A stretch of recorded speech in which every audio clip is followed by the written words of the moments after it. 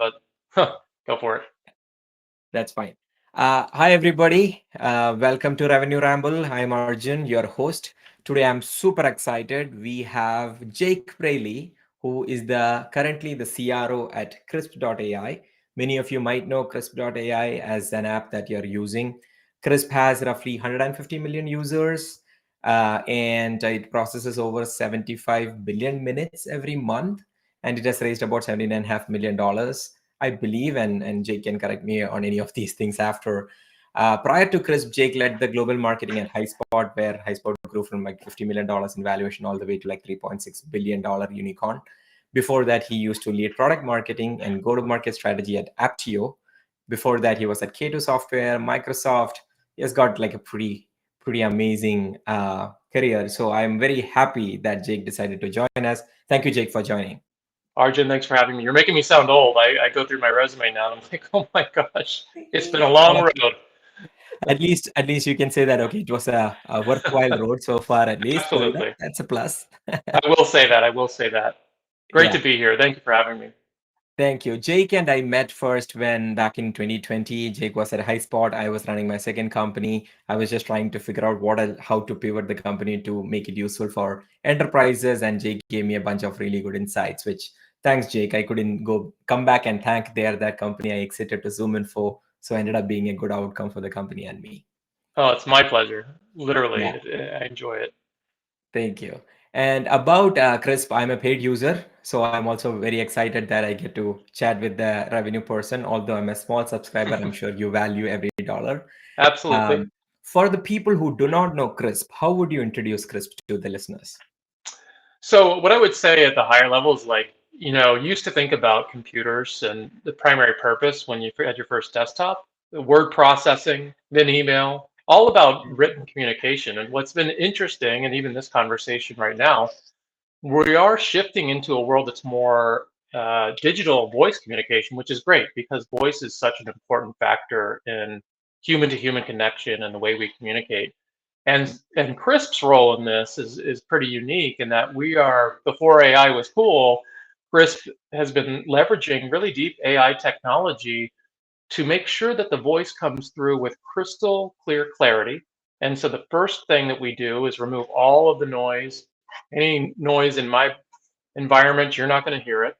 Uh, and we also remove noise in the other direction. So if you have a noisy environment, Crisp will clean all of the environmental noise. And that's the foundation, is to really make sure that you can hear somebody in all of the fidelity of the voice, because that's a real important element of connection. But that's just the Understood. start for Crisp. So we've gone beyond that now, because communication is more than just clarity, it's also comprehension, and it's productivity around all of the things in communication. And so we now offer transcription. So we'll transcribe the call without any bots on the call, by the way, because we operate at the OS level. We'll use generative AI to summarize everything that was discussed. And so you don't have to do the work of that anymore. We've also introduced technology that in real time localizes a non-English speaking accent into an English speaking accent, as an example. And that has a big use case in call centers. It's often a listener problem that the listener can't comprehend what somebody's saying because it's in a different accent. Well, we don't want to ask the speaker to have to change anything about their accent. That's who they are. But we do make it easier for the listener to comprehend in their own native accent. And that's something we call accent localization. And so all of these are very exciting. That kind of furthers that mission that Crisp has around better digital voice communication and connection. Understood. Yeah, I had a chance to see the accent localization demo. I don't, is it activated on all the accounts? I haven't seen it getting So activated. you're not going to see it on your account, and this will go into a little bit of the Crisp business model, which I think is unique because we really, and if you don't mind me just giving you a kind of a quick summary, we, for an early stage company, actually have a fairly diversified stream of revenue. We have three primary streams of revenue. The first is PLG, so the product you're using, product-led growth. You can go on our website, download the free version, and we'd like, as you have done, to convert to a paid subscription. With that offering, you will get a lot of the personalized transcription, of course, the noise cancellation, and meeting summary. We also then have an enterprise version, which is our second revenue stream. And the enterprise version incorporates some of the capabilities I mentioned with accent localization, call center transcription, which is a little bit of a different type of transcription for the scenarios that a call center might want to use. And of course, noise cancellation, our core product, is very important for call centers globally, and not just call centers, but also all the hybrid workforce and virtual workers out there. And so that's the second large revenue stream. And then the third is actually what we would call, like, might think of as an embed or OEM revenue stream. And for those gamers out there, if you're using Discord as a platform and you go into the preferences and settings, you will actually see the Krisp logo. So that's an example of bringing our technology to other platforms. And that's something that we also have a very big revenue stream and business built around. So those three revenue streams really mean that you can't call us a PLG, you can't call us a sales-led or a channel-driven. It's all of those things, which for me makes my job fun. I'm sure. You also have announced a partnership with Twilio sometime. Yes. Yeah, that's awesome. That's awesome.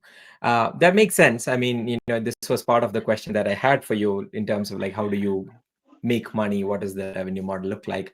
For folks who haven't seen the accent localization demo, just search for Krisp accent localization and go see it. It's pretty mind-blowing. It's a very brief, magical. I don't know, like 90 seconds video, but it'll blow your mind. It's one of the good examples of how you can use AI to flatten the world even further than it already is. So I really enjoyed seeing that quick demo. So Jake, your background is pretty interesting in the sense that you came through marketing, product marketing, then came through like demand. You did a little bit of a demand, but still in product marketing. Yeah. Then you joined Krisp as CMO. And then you went from CMO to CRO, which is a transition that we haven't historically seen a lot. I mean, 6 Sense hired Latani from CMO to CRO. That was one CMO to CRO transition that I saw. And then I saw yours. What do you think about that transition? What is, I guess, two questions. One is, why are some companies not doing it and why are some companies doing it? Is there a company specific thing about it? And what is the big difference if a sales leader becomes a CRO versus a marketing person becomes a CRO? Yeah, well, the first thing I'll say is, from my standpoint, all of the transitions you mentioned throughout my career haven't felt like that big of a leap in some ways. And I think part of the reason for that, and I'm glad you kind of corrected yourself, you started in marketing, but then you quickly said product marketing, which I think can be a little bit of a misnomer that product marketing is a marketing role. Where it's defined, in my opinion, where product marketing is defined correctly, a product marketer should really feel accountable for driving the product line revenue and the product line business and the go-to-market. And that, of course, means it's much more than marketing in a traditional sense. That type of product marketing is the way that I grew up learning product marketing, starting with my first role on the Windows desktop business at Microsoft. And my revenue accountability at that time was $1.5 billion of OS revenue through multiple segments and channels. And so right away, I learned that product marketing, where it's really defined in the true sense of the word, is thinking about everything from what goes into the product. And so working with product management to inform market requirements, to positioning those products and messaging, to collateral, to content, to pricing, packaging, demand generation. You might think of the funnel, or more traditionally the bow tie now, however you like to think of it. A product marketer is thinking about all of those things. And so that's where I think the misnomer in the marketing piece, because really the primary job is revenue generation. And so if you kind of put that lens on my background, my career, I've always, and no matter what the role I've been in, it's always been revenue focused and focused on revenue generation. And so that's why I say the transition hasn't really felt like a transition in some ways for me. Now, you say, why are some companies doing it and not others? I think by that, did you mean the establishing a CRO role that oversees both the marketing functions and sales and other functions? No, I think many companies are doing CROs these days because Yes. of the sales and marketing alignment need, I guess. But I think most of the CROs come from a sales background or sales roles rather than a marketing roles. So I was wondering if there is a certain kind of companies that prefer the CMO to CRO transition versus most other companies that are doing BPO of sales to CRO. I could maybe speculate as to why some might do that and some might not, but I do think it comes down to the background that I just provided. We did have conversation about, uh, hey, as a CRO, shouldn't you have held a bag, as we like to say? Shouldn't you have carried a sales quota? And in some ways, my answer is I haven't been an individual seller with an individual sales quota, but my job has been sales from the very earliest on. I can remember even before sales enablement has become this new phenomenon.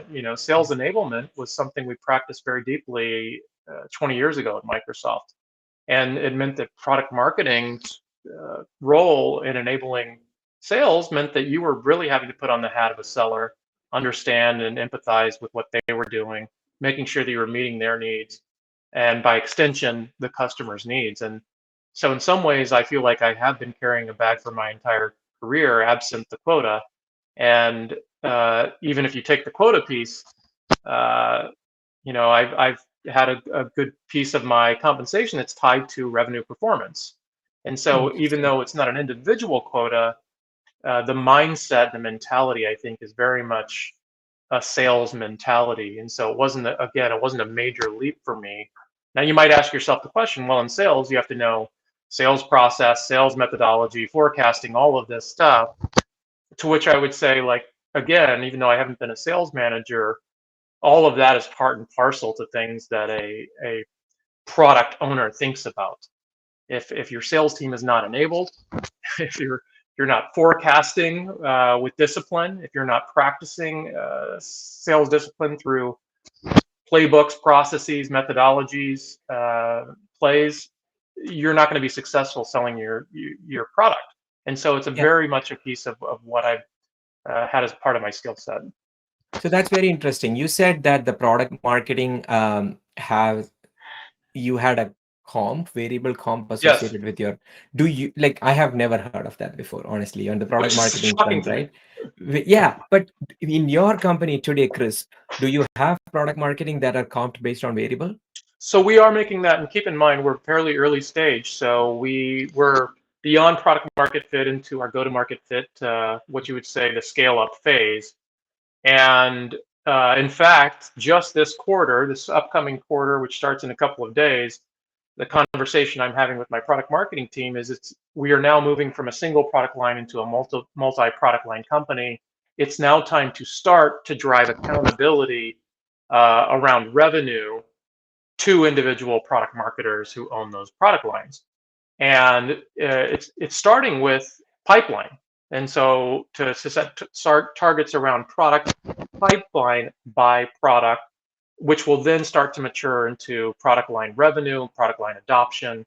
But unless you're a product marketer who has that accountability, your job is often relegated to positioning, messaging, sales collateral, sales Right. enablement, what I would call the tactical elements, which are important, but they're Yeah. the tactical elements of product marketing. And I think the best product marketers in the world are those that think of themselves and act as the general manager of the product line business. So, Uh, so can we yeah, double click there, Jake? I understand what you're saying at a high level. Yes, the positioning, the messaging, those are needed, but those are also soft metrics, right? You cannot really tie yeah. that directly to revenue. So, what else could a product marketer do that ties them?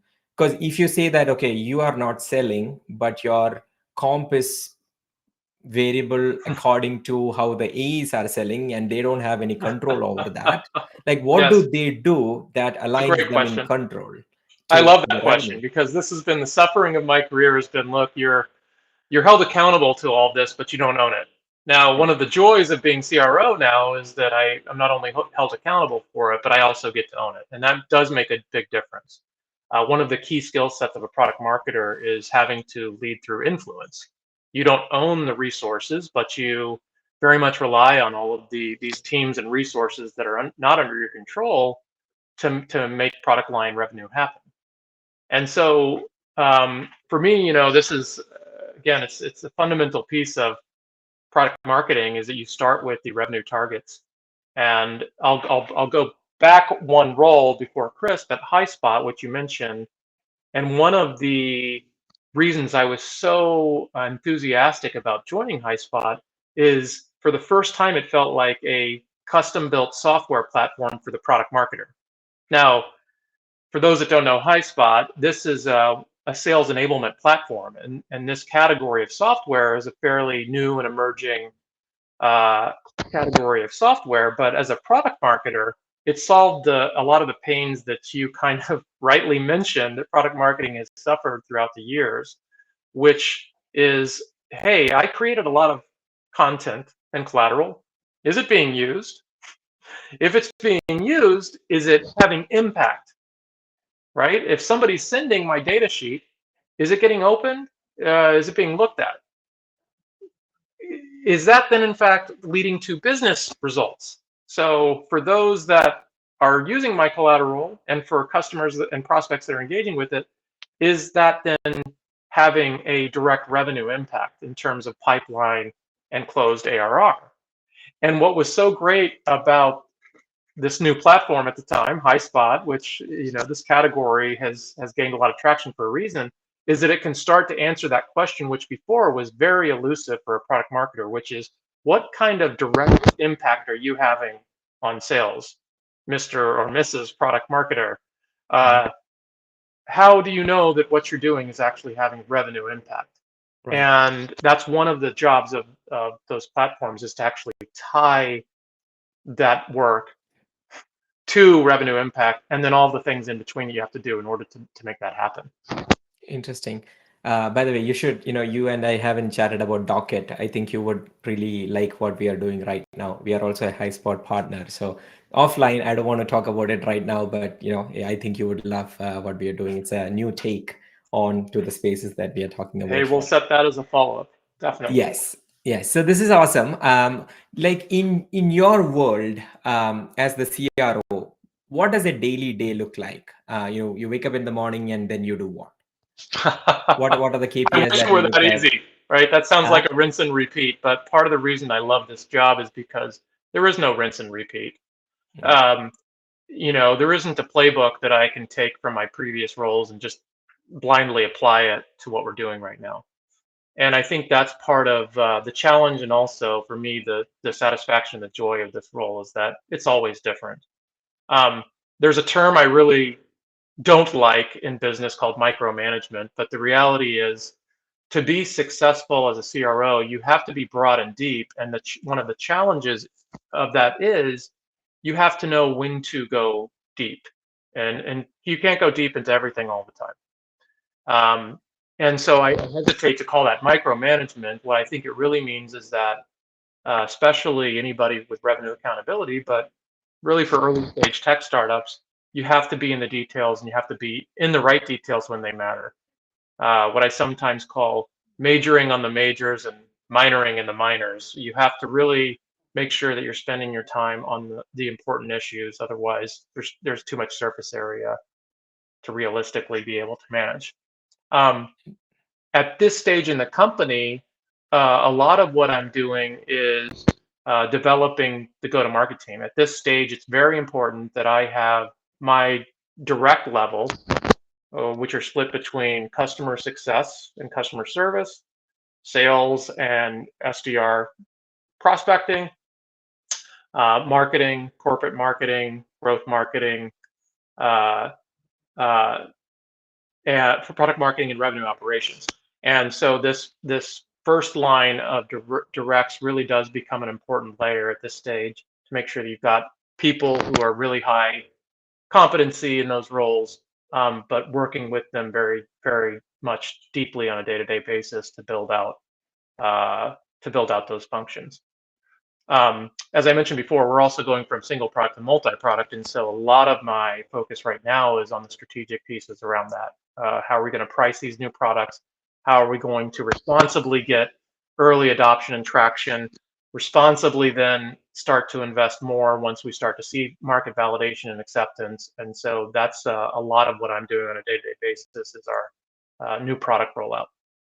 Understood. Understood. That makes sense. And I plus one to that micromanagement thing. I think that's a wrong way to put it. All the best leaders that I've seen, they do manage and go deep. They know what they are talking about. They know the product. They know what is working on the ground. They get on calls. They help AEs reach out via executive outreach. So I think we should just stop calling these things as micromanagement. It's not it's just There's leaders too doing much of a their job. stigma with that word, right? Yeah. Exactly. So that's I'm glad you brought it up. So that's awesome. So let's try to go deeper into your go-to-market motion. Part of Revenue Ramble, the whole way in which we do it is we try to understand what is working for you today, and hopefully, the listeners will be able to emulate a piece of it. And I know that you have like 3 pieces. Let's probably start with your sales-led motion, where you are going to target to enterprises. Like who do you sell to? What does your ICP look like? And then is there like a signal based selling strategy that you're using, where you're looking for proxies to figure out that this company might be potentially looking for something like Krisp? Yeah, one of the things I've learned, and again, in any of these roles, but foundational to a go-to-market is the definition of the ICP. And having gone through multiple different go-to-markets, early stage go-to-markets, from IT financial analytics to sales enablement to what I'm doing now, I've spent time in workflow automation and BPM. The thing that I've learned throughout these is that ICP typically has a primary pivot, I'll call it. And that primary pivot could look very different depending on the product, the competitive landscape, the company. There's a whole lot of variables that you have to take on board before you determine how should I define an attractive account that I want to target. And for Krisp in particular, because it's a horizontal solution, meaning it's got some value to almost any company in some way, the important primary pivot for our ICP definition was actually the use case. And so if you think about the core value prop of noise cancellation, there's a lot of really important use cases. So let me give you a few examples. I think it's really important that anybody in a sales or customer facing role presents the best face forward of their company. And if you have a lot of distraction that's happening in your environment, that obviously detracts from that professional presence. And so noise cancellation is a premium scenario there. So one of the core use cases is a sales and success use case. Think about the noisiness of an SDR bullpen, right? A lot of excitement, a lot of background. And so the first thing for the ICP definition was for Chris to define what are those use cases. For us, call center is another major scenario, probably our largest scenario. Professional services, anybody who's on a call that's billing a client for every minute that goes by, that's another very high value scenario. Hybrid workforce, of course, anybody with a distributed and remote workforce, that's another key scenario. So you start with that, and then your ICP gets defined around that, right? How do we identify companies that would be ideal for those type of use cases? And that then starts to build out what you believe, and it always starts with the hypothesis, your ICP is. And then the hardest part, it's historically been manual. I can talk about some of the new innovations that are starting to make this easier, but it's historically a manual process. And the reality is market dynamics are moving too quickly for that to be a once a year type of thing. It really needs to be ongoing because you're getting input that informs and refines this over time. And that's the ideal way to accelerate through this go-to-market fit phase and get to your scale-up phase, is by nailing that ICP and then putting all of your demand, focus, and resources towards the top tier of that ICP. So you have like a few ICPs that you define based on the problem statement. Yes. You also mentioned the landing use cases. Here is the landing use case I'm going to use to get my foot in the door. So companies can figure out like, here are the problems, here are the corresponding ICPs, and here are the landing use cases that I'm going to use. That makes sense. But even within those 3 ICPs, right? These are 3 segments. You cannot, like, there are still thousands of companies in these ICPs. What more do you look at? When when do you reach out to any given company? Is there a signal that you wait for, or is it like, they are like, what do you look for when you reach out, or is it like, let me try? Yeah, so this is the challenge also that I'm mentioning. Like uh, ICP, and I make a distinction, by the way, between ICP, which is really about the account profile. And the account profile consists of more static elements like firmographics and technographics. What technology is the company using? How many employees does the company have? Um, and then what I'll call like more behavioral profile characteristics. What's the competitive landscape for this company currently? Are they losing market share? Are they gaining market share? What did we learn in the recent, financial filings for this company, their 10K reports, et cetera? Those are more attributes that are obviously more dynamic and more changing. That's at the account level. I call that the ICP. And then there's another important attribute that really has to be married in with this, which is what I'll call IPP, which is your ideal persona profile. And where you have the overlap of these defined accounts that have attractive characteristics and behavioral attributes, along with the people within that account, employed by that account, who are also exhibiting the right demographic, more static, and behavioral, there's where you really have in that Venn overlap your most attractive targets. And that's what I just described is a very, very difficult thing to do, Yeah. even once. And then it's even more difficult to keep up to date on a continuous basis. Right. And so you mentioned dynamic or active ICP. That's the gold mine. And if you can do that, that's a super important element of any account-based go-to-market. Understood. And do you use a tool for this, or it's mostly I do. manual that you are doing today? Now, thankfully, we now use a tool. So I'll just say, like, this is very new and the technology is emerging, but it's really helped address what I've talked about a lot, which is not only the initial definition, you have a hypothesis, you need to test and iterate, but it's the ongoing optimization of that model. And we use a tool called Relevo. Yeah. Relevo is a fairly new tool. It's gaining good traction within the industry for this very reason that this is a highly manual, difficult process. I came into Krisp and did this with spreadsheets. Uh, Most of the company was not familiar with this, right? And so you start to combine the challenges of not having a lot of competency or understanding of this, along with the highly manual overhead for just the first iteration, let alone the following iterations. Relevo addresses a big pain point in that it's not only bringing in the account firmographics and technographics, which is more of a traditional but manual approach. It's automating that and then also bringing in a lot of these other sources, looking at the website, looking at the financial filings, the 10K reports, looking at job listings, a lot of other attributes that tell you more about the current stance of the account and its readiness for your offerings, in addition to the more, like I said, static variables like employee count, revenues, those kind of things, which Got are it. more traditional. Got it. Yeah, Ashish was a guest in Revenue Ramble. Oh, So we didn't talk a lot about Relevo. It was mostly around ICP. We got like a master class from Ashish. And Docket is currently piloting Relevo too. So I'm glad, I'm in good company here. you are. So that's awesome. What other tech stack? What does your other tools look like, Jake? So what do you use for sales enablement, sales engagement, data, things like that? Yeah, so, more traditional on the core tech stack. So we use Salesforce Sales Cloud for our CRM. We use HubSpot for our marketing automation. We're currently using Outreach for our sales engagement. We use HighSpot for our sales enablement platform. Um, we are bringing in Clary to help with the forecasting and to actually replace some of the functionality that Gong was providing. That's one area that's quickly being commoditized around kind of the conversational intelligence and revenue Yeah. intelligence. We have Zoom Info for our data intelligence. And those are really the kind of key pillars of our tech stack right now.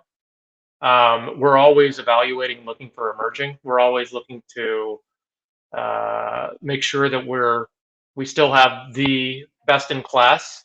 So if Drift, as an example, isn't performing at the level we want it to, then we'll take a look at Qualified, and we'll take a look at other platforms, and that's a really important part of any CRO's role today. Anybody who has that revenue accountability, you have to have the right tech for the right stage.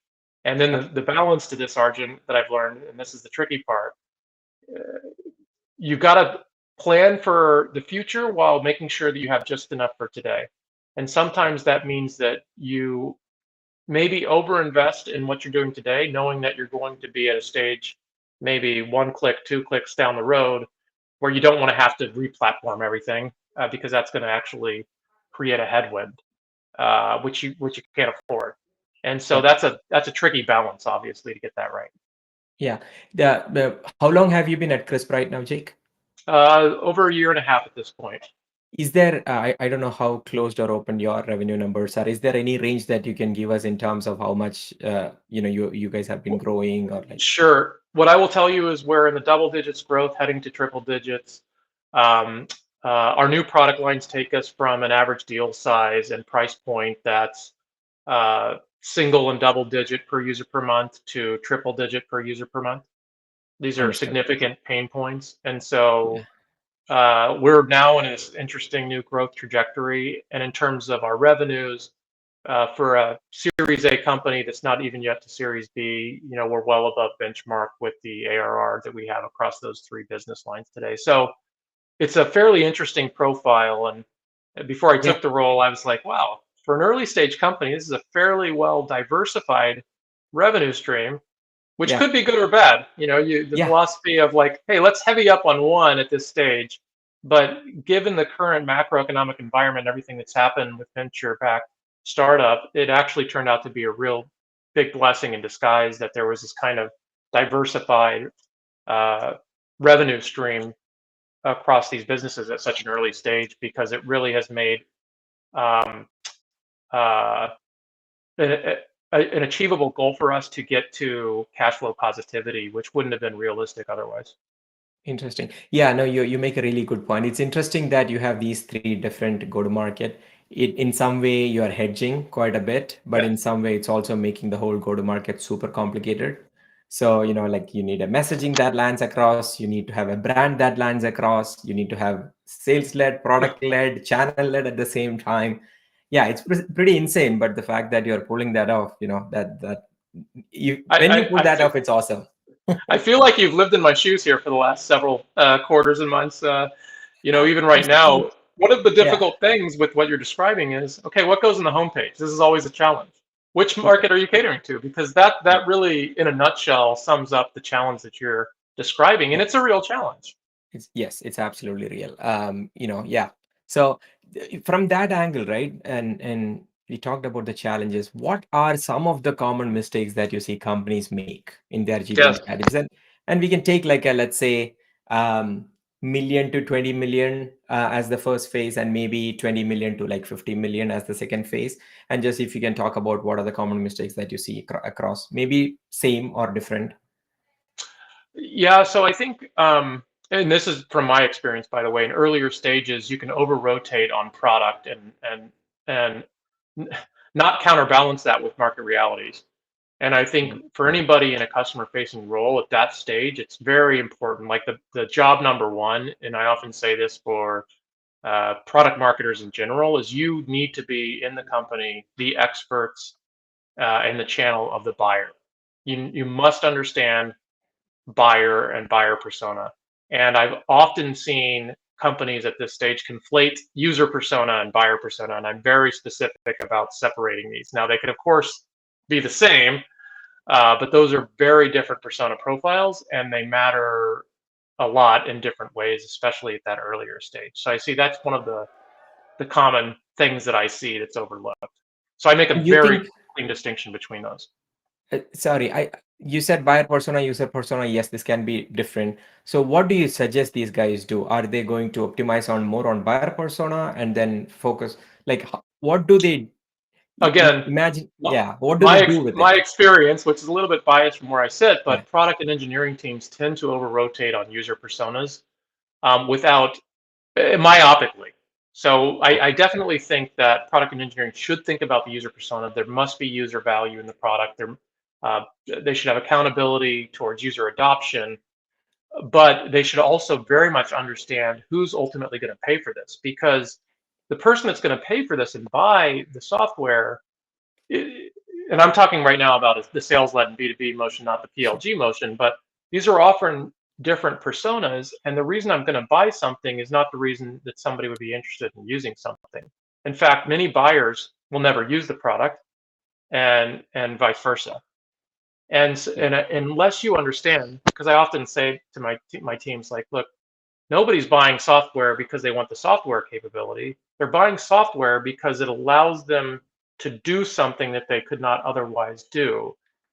And from a buyer persona standpoint, that tends to be something of economic value, whether it's cost reduction, revenue increase, efficiency, effectiveness, productivity, you name it. That's what they're thinking about. And how it's done and what the software does, that's a secondary thing in some ways. Right. There's an example with my second company. We were a chat-based platform. You mentioned Drift. We were competing with Drift. Yes. For the initial time, we did not have a dashboard, right? So we were over-indexed on our users who are SDRs and people who are actually doing the chat. We built an amazing experience for them, but there was nothing at the summary level that was useful for the leadership. How many chats are coming? What is the influence revenue? None of that, right? And we introduced that eventually. And then everyone was like, yeah, exactly. This is what we were looking for. Until this, I didn't have any report that I can present to my leadership. I have no idea how many SDRs are actually acting. What does my response time look like? What percentage of my deals are impacted by this chat platform? So on and so forth. So I hear you, and I think I have made that mistake of rotating more on the user persona and not on the buyer persona. So that's I haven't heard enough people talking about it. So that's pretty cool. Thank you. So I think that was my earlier stage answer, by the way. The later stage, I would say one of the common mistakes I see is the idea that you can kind of copy paste a playbook from a previous startup of a previous stage, maybe even in a similar industry, and you can apply that to the new company that you're in. That can be a very dangerous assumption and mistake that I have seen, and I've learned to kind of dismiss what I've learned and known in the past, but also to leverage it, and that can be a challenging thing. But I've never found success with a copy paste playbook that might have worked in a previous go to market. Interesting. A lot of sales leaders are actually, not only sales, let's say revenue leaders are trying to redo what they have done in the past.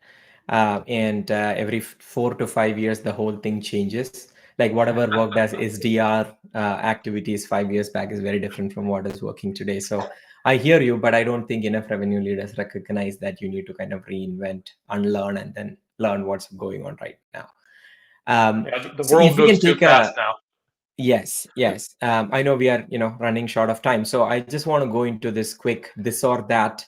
I'll put like 2 options in front of you. Just pick one of the option that you like and give me like a sentence as to why you picked that. So the first one is, what do you choose? Offering a generous discount for conversions or focusing on building a long-term value by, don't worry about discounts right now? Well, this feels like a trick question. I mean, everything could be a trick question, but just, whatever comes to mind. It absolutely has to be long-term customer value. That is the most important revenue engine. You have successful customers, you're going to amplify your advocacy. It's much less expensive to retain and keep customers happy than to acquire new customers. And for me, that was a trick question, unless I'm missing something. Yep. So for the ICP, would you want a company to index more on the firmographic data, technographic data, or would you want to index more on the behavioral intent data? So here I'm going to say, I'm not going to take the cop out and say it's absolutely both, although it is. I'm going to say for earlier stage startups, given the maturity around ICP and what I've seen, start with the firmographic data.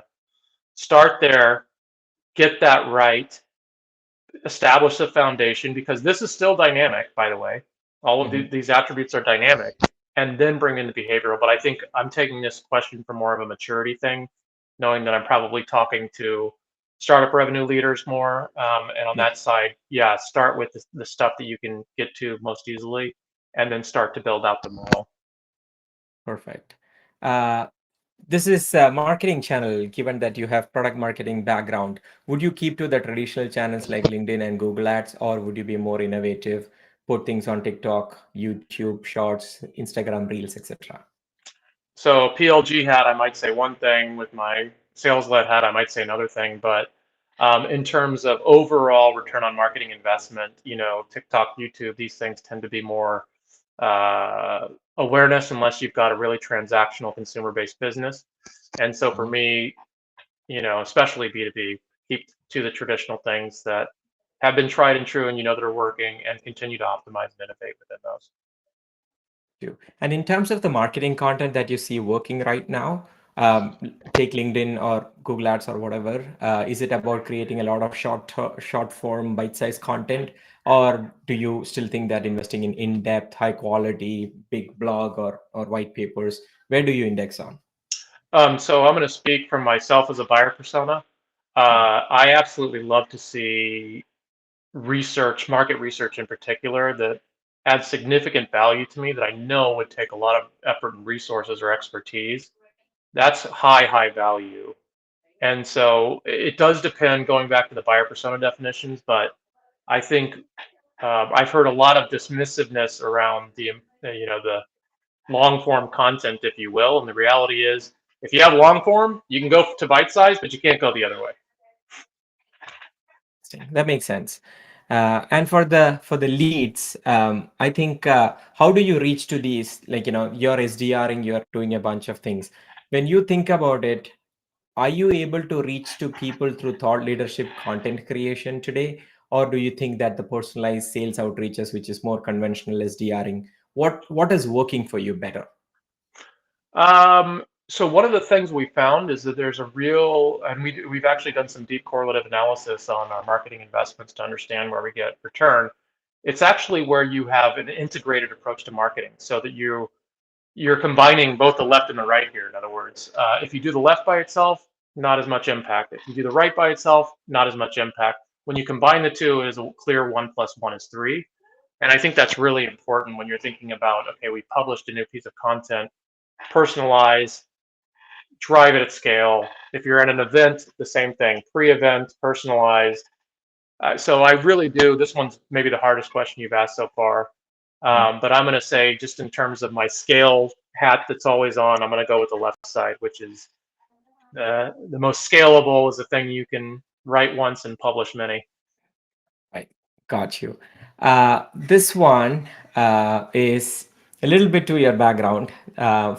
Would you, if you had $1, would you focus on the sales enablement to empower the sales, or would you put that dollar on streamlining the lead nurturing process? Sales enablement, 100%. Yeah, those Perfect. Okay, leads cost too much to have them thrown away on a lack of sales competency or sales execution. And so this is not it's never a one and done. You can't train a salesperson once. You can't enable them once. It's is ongoing. So it's a real big investment, and it does pay off in higher conversion rates. awesome. Jake, I wish I had more time. This was awesome. We did touch upon a lot of interesting things. I think it will be very helpful for our listeners. Thanks a lot for doing this. I hope to do this with you again sometime soon. I've enjoyed it. Thanks, Arjun. Thanks to everybody who bothered to listen. I appreciate it. Thanks, Jake. Talk soon. Bye. Okay, bye.